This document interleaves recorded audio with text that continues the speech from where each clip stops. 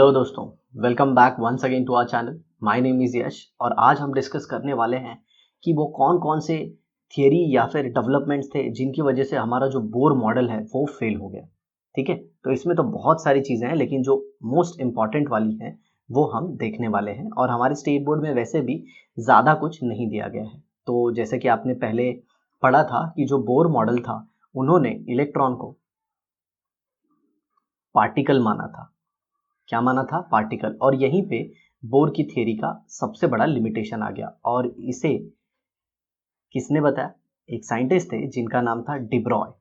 जी हाँ, ऐसे इनके नाम की स्पेलिंग देखो तो ऐसे अलग दिखती है बट इसे प्रोनाउंस किया जाता है डिब्रॉय।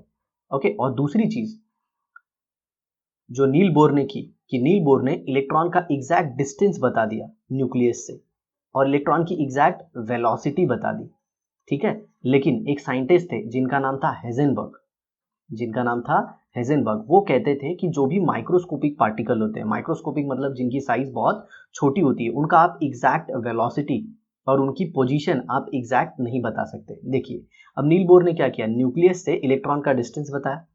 तो अगर इन शॉर्ट बोलूं तो उन्होंने इलेक्ट्रॉन की पोजीशन बता दी एक एटम के अंदर, जो कि हेजेनबर्ग के हिसाब से पॉसिबल नहीं है। तो चलिए साथियों देखते हैं क्या है डी ब्रोगलीज हाइपोथेसिस और Heisenberg uncertainty principle. With the limitation of Bohr model for hydrogen atom becoming transparent, atoms were made to develop a better and a general model for atom. Okay, this was possible because of two important developments took place after the Bohr model was postulated. These developments were, तो देखिए अब एक बहुत ही अच्छे model of atom की जरूरत थी। हमने लिमिटेशन ऑफ बोर मॉडल देख लिया, लेकिन ऐसा हुआ कि बोर के मॉडल देने के बाद कुछ डेवलपमेंट्स हुए जिसकी वजह से एटम का जो सही वाला मॉडल है उसे बनाने में बहुत ज़्यादा मदद हुई। जिसमें सबसे पहला था डी ब्रोगलीज प्रपोजल, जो कि ड्यूल बिहेवियर ऑफ मैटर था। तो क्या है ये ड्यूल बिहेवियर ऑफ मैटर, हम उसे देखेंगे। और दूसरा देखेंगे हेजेनबर्ग अनसर्टेनिटी प्रिंसिपल। अब देखिए यहाँ पे जो नील बोर मॉडल था वो उन्होंने इलेक्ट्रॉन को कैसे लिया था, एक चार्ज पार्टिकल लिया था। देखिए यहाँ पे एक charge particle moving in when defined circular orbit about the nucleus. In contrast to this de Broglie propose in 1924 that matter should have a dual behaviour. मतलब ये जो इलेक्ट्रॉन है ना, इसका दो बिहेवियर है। ये इलेक्ट्रॉन की तरह भी है, मतलब एक पार्टिकल की तरह भी है और एक वेव की तरह भी है। सर वेव क्या होता है? मैंने आपको अपने प्रीवियस वीडियोस में ये सब कुछ बताया कि वेव क्या होती है। ठीक है, और पार्टिकल क्या होता है? पार्टिकल वो होता है जिसका मास होता है बकायदा, या फिर जिसका बकायदा मोमेंटम होता है। लेकिन अगर आप वेव की बोलो तो उसकी मोमेंटम एकदम ना के बराबर होती है, बहुत कम होती है। मतलब सिंपल बोलो तो मास ना के बराबर होता है। ठीक है, that is both particle and wave like property. This means that electron should have a momentum p, mass into velocity, याद रखिएगा। A property of particle as well as wavelength lambda. A property of wave, he gave the following relation। देखिए ये relation है पूरा, क्या है? h upon mv, और mv क्या होता है? p, that is momentum.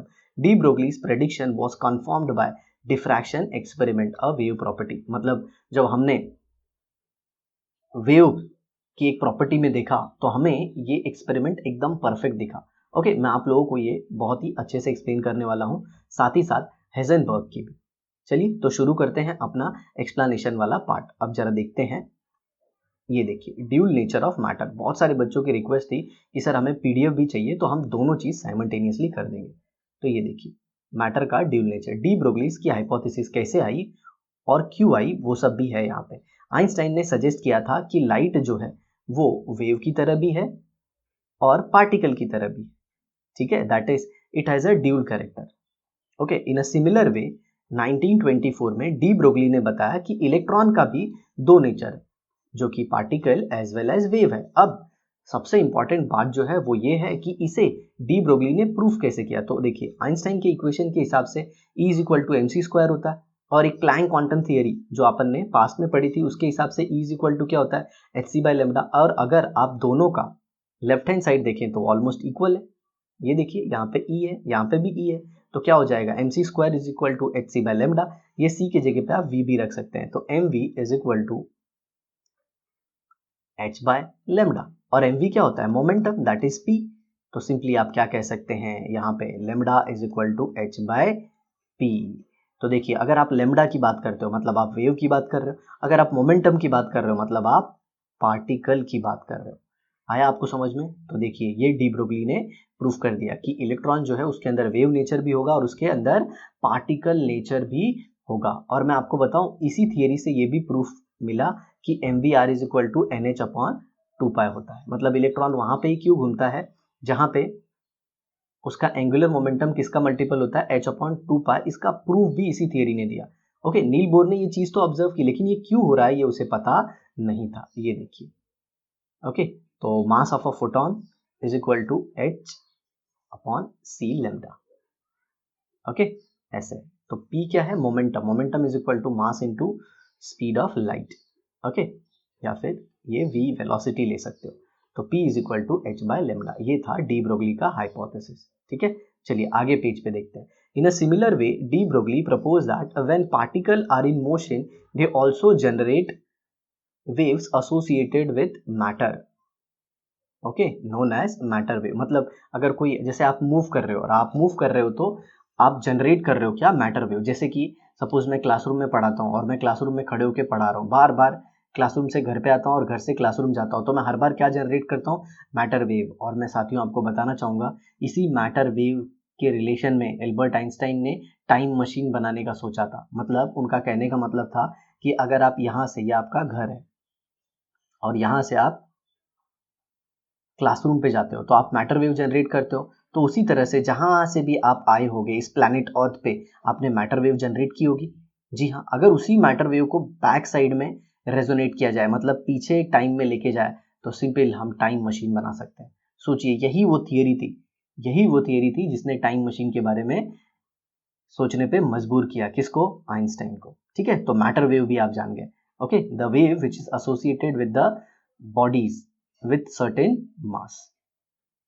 अब देखिए अकॉर्डिंग टू डी ब्रोगली के हिसाब से okay, wavelength associated with particle of mass m moving with velocity v is given by lambda is equal to h upon v।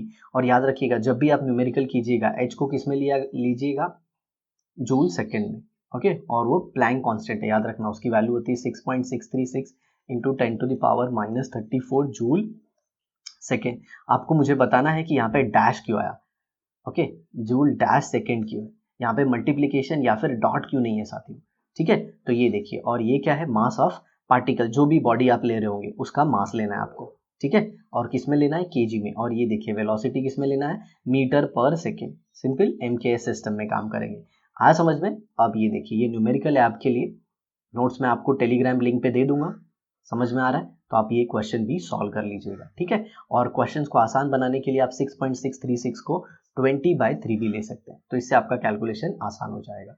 ठीक है, चलिए अब हम बात करते हैं हेजनबर्ग अनसर्टेनिटी प्रिंसिपल की। तो हेजनबर्ग का क्या कहना है वो मैं आपको बताने जा रहा हूं। तो देखिए यहाँ पे ध्यान से सुनिए।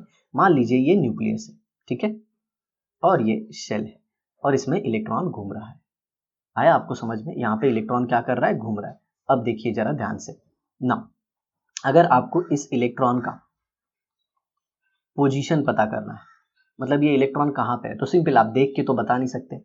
आप देख के तो बता नहीं सकते, तो आपको क्या करना होगा? इसके ऊपर कोई लाइट मारनी होगी। मान लीजिए ये एक एनर्जी मैंने इसके ऊपर ट्रांसफर किया। ठीक है, अब जरा देखिए ये लाइट इलेक्ट्रॉन के ऊपर फॉल करेगी और वापस आएगी, तब जाके कहीं उसे हम देखेंगे। यहाँ आंख बना रहा हूं मैं, आप समझने की कोशिश करना। ठीक है, आपने एक एनर्जी वेव भेजा जो इलेक्ट्रॉन से टकराएगा और फिर आएगा और आपकी आंखों पे गिरेगा, तो आपको इलेक्ट्रॉन कहाँ पे है वो एज इन बोलते हैं ना, चमक के दिखेगा। मतलब वहां पे कोई प्रकार की चमक होगी। लेकिन लेकिन लेकिन जरा एक दूसरे पहलू पे भी ध्यान दीजिए। आपने वेव क्यों भेजा? आपको इलेक्ट्रॉन की पोजीशन जानना है। ठीक है, बट जैसे ही ये वेव इलेक्ट्रॉन से टकराएगा इलेक्ट्रॉन की पोजीशन तुरंत चेंज हो जाएगी, तुरंत चेंज हो जाएगी। आ रहा है समझ में? मान लीजिए वेव टकराई 11 बजे, मतलब 11 AM को मॉर्निंग में, और फिर आई आपकी आंखों पे 11.00, या फिर ऐसे लेते हैं 11.01 AM पे। ओके, 11.01 AM पे आ गया होगा, बट ये 11.00 से लेके 11.01 में बहुत सारे सेकेंड्स का टाइम है। और इसी टाइम के बीच इलेक्ट्रॉन ने क्या किया, अपनी पोजीशन को चेंज कर दिया। क्योंकि साथियों जब आप वेव भेज रहे हो तो आप क्या भेज रहे हो, एनर्जी। समझ में आया? तो ये एनर्जी इसको ट्रांसफर हो गई, और एनर्जी ट्रांसफर हुई तो इसकी तुरंत इसकी जो पोजीशन है वो चेंज हो गई। तो आपने क्या चाहा था, आप चाह रहे थे उसकी एग्जैक्ट पोजीशन को जानना, बट एग्जैक्ट पोजीशन को जानने में उसकी वेलोसिटी चेंज हो गई। अब मान लीजिए आप चाहते हो कि उसकी वेलोसिटी ना चेंज हो, तो आपको क्या करना होगा, बड़ा वेव भेजना होगा। सर बड़ा वेव क्यों? एक चीज हमेशा याद रखना, energy is inversely proportional to wavelength, क्योंकि ये प्लैंक्स थियरी ने ही बताया है, E is equal to H C by lambda. और लेमडा क्या है, वेवलेंथ। वेवलेंथ जिसका बड़ा उसकी एनर्जी कम, तो इसकी एनर्जी कम होगी, तो जब या ये टकराएगा तो इलेक्ट्रॉन का पोजीशन चेंज नहीं होगा। लेकिन जरा ध्यान से सोचिए ना, अगर इसका वेवलेंथ बड़ा होगा तो ये आपके आंखों तक आने के लिए टाइम भी तो ज़्यादा लेगा। मान लीजिए आपने फिर नेक्स्ट डे 11 AM मॉर्निंग को इस वेव को भेजा और इलेक्ट्रॉन पे टकराया, और ये आता कब है, ये 11:09 सेकेंड्स पे आता है। तो इसके बीच में इसने टाइम काफी ज्यादा ले लिया, इसने टाइम काफी ज्यादा ले लिया। आ रहा है समझ में? तो जब आप इलेक्ट्रॉन की पोजीशन को पता करना चाहते हैं तो उसका मोमेंटम चेंज हो जाता है, और जब आप उसका मोमेंटम पता करना चाहते हैं तो उसकी पोजीशन चेंज हो जाती है। दोनों चीज आप कभी पता नहीं कर सकते। आया समझ में? मतलब अगर मेरे को इलेक्ट्रॉन की पोजीशन जानना है फट से, तो मेरे को छोटा वेव मतलब ज़्यादा एनर्जी भेजना था, और ज़्यादा एनर्जी क्या करता है, वो एनर्जी ट्रांसफ़र कर देता है। ज़्यादा एनर्जी वाला वेव इलेक्ट्रॉन में एनर्जी ट्रांसफ़र कर देता है, इलेक्ट्रॉन की पोजीशन चेंज हो जाती है, तो मेरे को इलेक्ट्रॉन की एग्जैक्ट पोजीशन नहीं पता चल पाती। और जब मैं इलेक्ट्रॉन का एग्जैक्ट वेलोसिटी जानना चाहता हूँ, आ रहा है समझ में, इलेक्ट्रॉन की एग्जैक्ट वेलोसिटी अगर जानना चाहूँगा तो सिंपल सी बात है, मेरे को पोजीशन नहीं पता चलेगी उसकी। चलिए ये सब तामझाम के बदले मैं आपको एक सिंपल से कंसेप्ट से ये सब कुछ समझाने की कोशिश करता हूँ। एक सिंपल कंसेप्ट से ये सब समझाने की कोशिश करता हूँ। देखिए जरा यहाँ पे,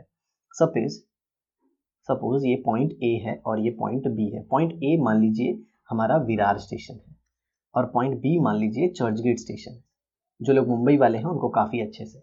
और यहाँ से एक कार आ रही है बहुत हाई स्पीड वाली, क्या, Bugatti Veyron. Okay, Bugatti Veyron आप सबको पता होगा, तगड़ी कार है, ठीक है। तो ये जो कार है ये आ गई है और ये कहाँ पहुंच गई है, मलाड पहुंच गई है। बहुत स्पीड से जा रही है, ऐसे धक्का धक धक्का धक। ओके, तो मेरा एक दोस्त बोलता है कि यश मेरे को यार बुकाटी वेरॉन देखना है। तो चलिए, ये मलाड जैसे ही आई ना, मैंने फ़ोन करके ड्राइवर को बोला तू रोक, ऐसा। तो उसने रोक दिया, तो मेरे दोस्त ने बुकाटी वेरॉन को बहुत अच्छे से देख लिया, अच्छे से देख लिया, ठीक है।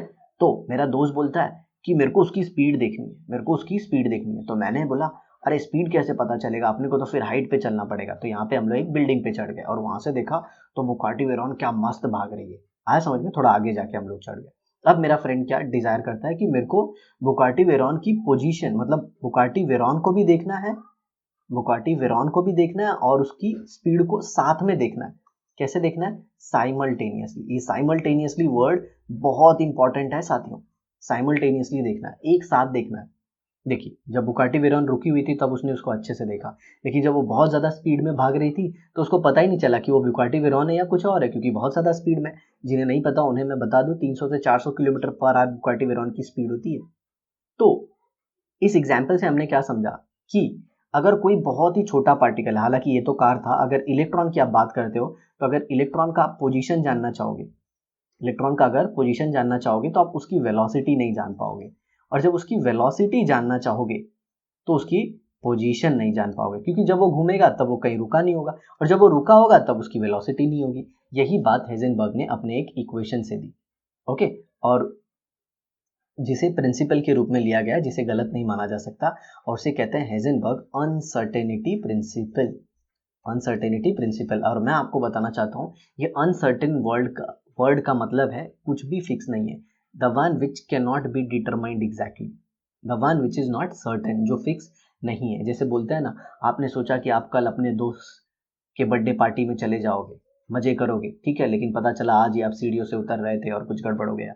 आ रहा है समझ में? तो वही मैं बोलना चाह रहा हूँ कि हम लोग एक अनसर्टेन वर्ल्ड में रहते हैं, एक अनप्रेडिक्टेड वर्ल्ड में रहते हैं, हमें नहीं पता है कि नेक्स्ट मोमेंट में क्या हो जाएगा, ठीक है। तो हेजनबर्ग ने अपना एक एक्सप्रेशन दिया और वो था delta X into delta P is greater than equal to H upon 4 pi.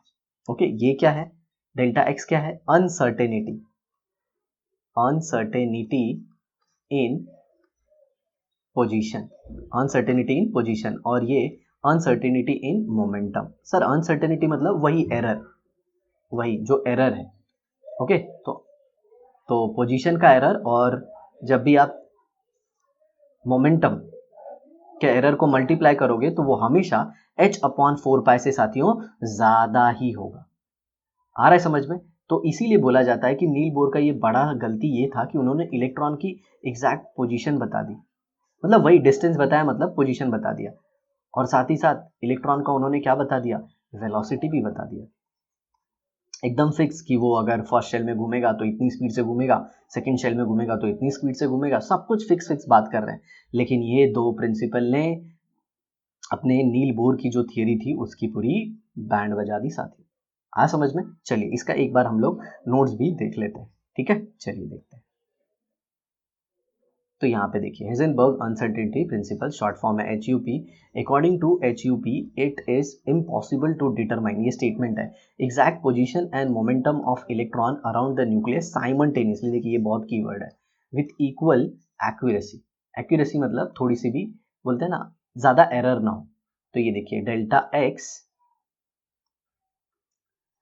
Into delta P. Delta X क्या है? अनसर्टेनिटी इन पोजीशन, और डेल्टा पी क्या है? अनसर्टेनिटी इन मोमेंटम, मतलब error in position and error in momentum. अगर उसको multiply कर दिया जाए तो वो h/4 पाई से ज़्यादा ही होगा या फिर उसके बराबर होगा। आप चाहे इसे कम करना चाहें तो h/4 पाई से ज़्यादा कम नहीं कर सकते, मतलब इतना एरर तो होगा ही होगा, ठीक है?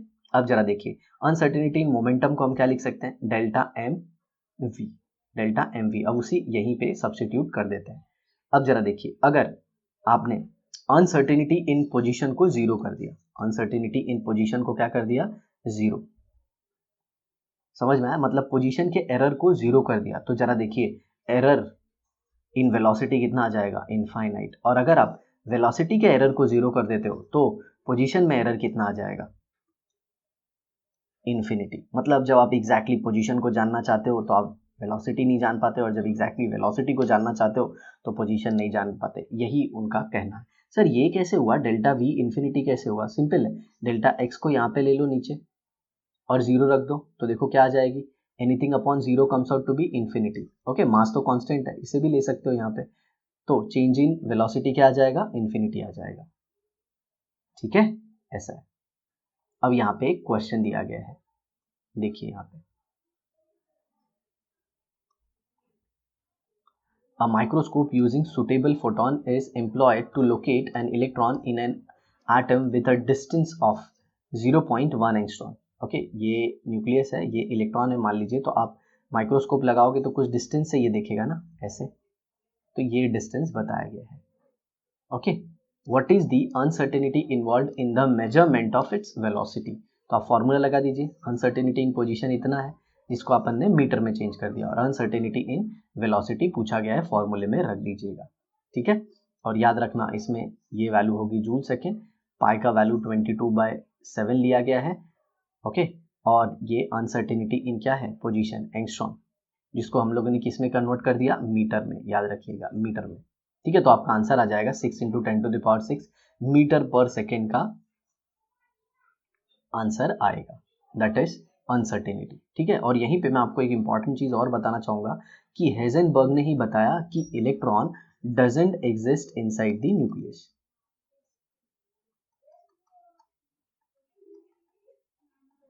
इलेक्ट्रॉन कभी न्यूक्लियस के अंदर नहीं हो सकता। ये बात समझ में आई आपको दोस्तों? जी हाँ। तो इसी के साथ आज हमारा डी ब्रोगलीज हाइपोथेसिस और हेजनबर्ग अनसर्टेनिटी प्रिंसिपल खत्म होता है। इसके आगे का पार्ट भी हम ऐसे ही कंटिन्यू करेंगे, या फिर जो भी आपका रिस्पॉन्स रहेगा वो बताना। नोट्स आपको हमारे टेलीग्राम लिंक पे मिल जाएगी, ठीक है? I hope you enjoyed the session. Thanks a lot for watching the video. Share it as much as possible. Bye bye.